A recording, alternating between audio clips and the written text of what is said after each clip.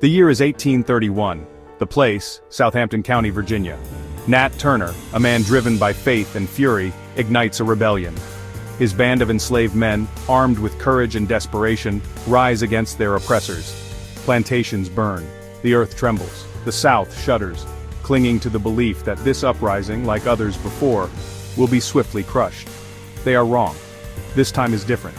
The flames of rebellion, fanned by years of unspeakable cruelty, spread with the fury of a wildfire. Word travels through hushed whispers and coded songs, igniting similar uprisings across the South.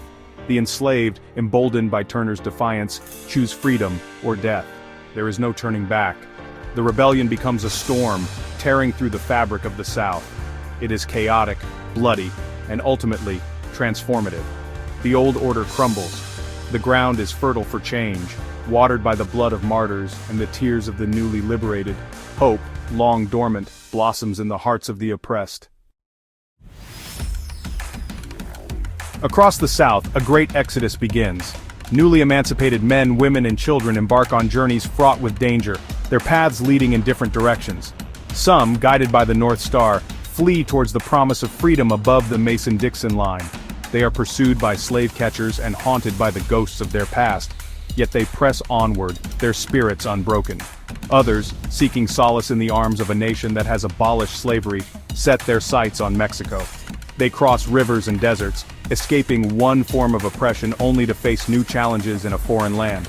But they are met with open arms by the Mexican people, who see in them kindred spirits, fellow travelers on the road to liberation.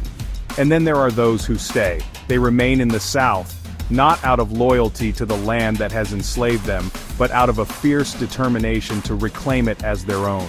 They fight for control of their destinies, for the right to cultivate their own land, to build their own communities, to live and die as free people on their own terms.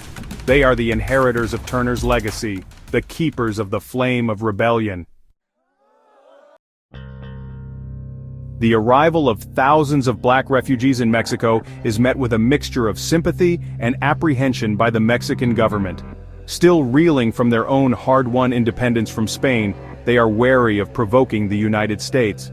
But the Mexican people, remembering their own struggle against tyranny, welcome the newcomers with open arms. The United States, enraged by the loss of its property and emboldened by its sense of manifest destiny, sets its sights on Mexico. They demand the return of the escaped slaves and threaten invasion if their demands are not met.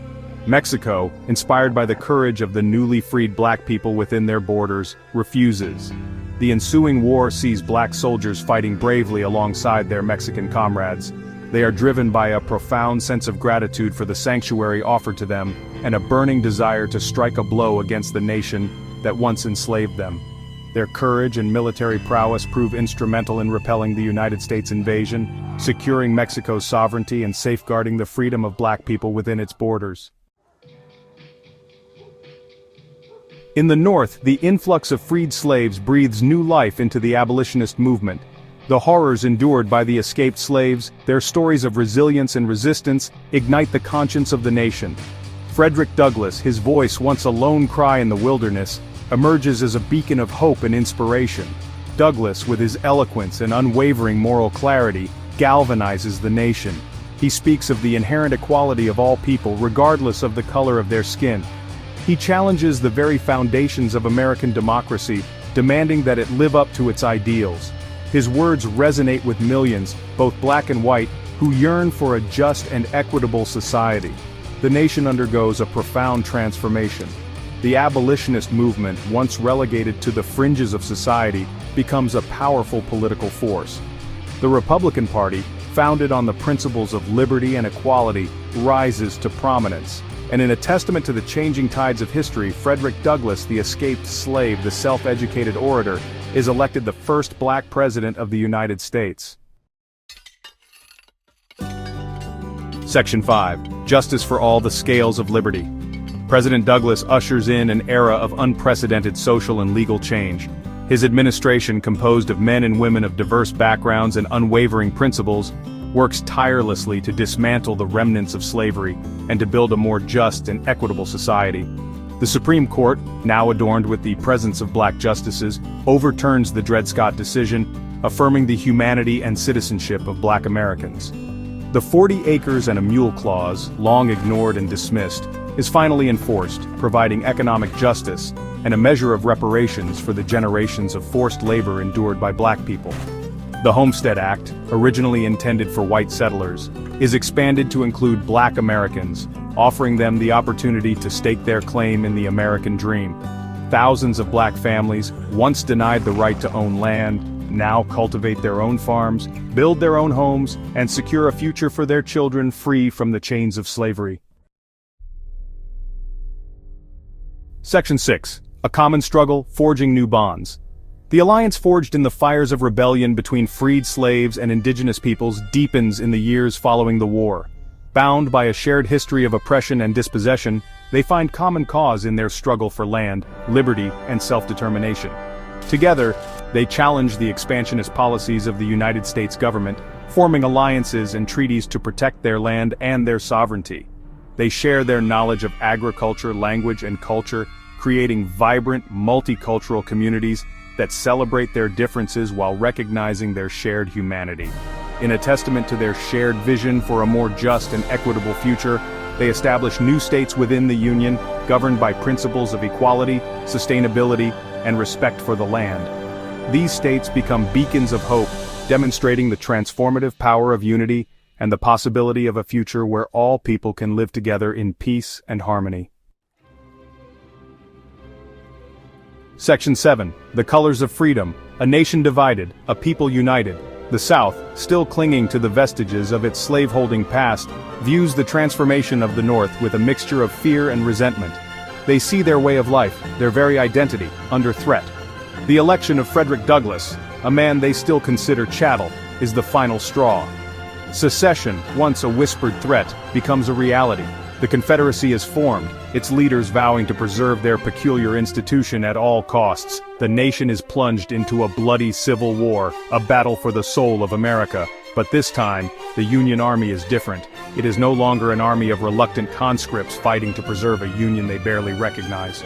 It is an army of liberation, composed of men of all colors, united in their determination to eradicate slavery from the face of the earth.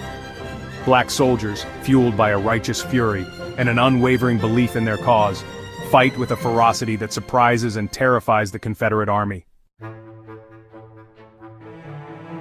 Section 8. Victory and Remembrance, a New Birth of Freedom. The Civil War, longer and bloodier than anyone could have imagined, finally comes to an end. The Confederacy, weakened by internal divisions and overwhelmed by the Union's unwavering resolve, surrenders. The institution of slavery, that stain on the American soul, is finally abolished. Victory is bittersweet. The cost of freedom, paid in blood and tears, weighs heavily on the nation's conscience. Monuments are erected not to glorify war but to honor the sacrifices made by those who fought and died to ensure that government of the people, by the people, for the people, shall not perish from this earth. The work of rebuilding a nation physically and spiritually begins. The scars of slavery run deep, and the journey towards true equality is far from over. But the triumph of the human spirit, the indomitable will to be free, shines brightly. America, forever changed, takes its first tentative steps towards fulfilling its promise as a land of liberty and justice for all. Section 9. Epilogue, a Legacy of Resilience. Generations later, the legacy of Nat Turner's rebellion continues to resonate. The United States, once a nation divided by slavery, has become a beacon of hope and inspiration for oppressed peoples around the world. The descendants of slaves, their ancestors' struggles etched in their DNA, have risen to positions of power and influence in all aspects of American society. The fight for equality is not over. The echoes of slavery still reverberate, reminding us that the pursuit of justice is a continuous journey, not a destination. But the spirit of Nat Turner, the courage of those who fought and died for freedom, continues to inspire. The story of Nat Turner's successful rebellion serves as a powerful reminder that even in the face of overwhelming odds, the human spirit can triumph.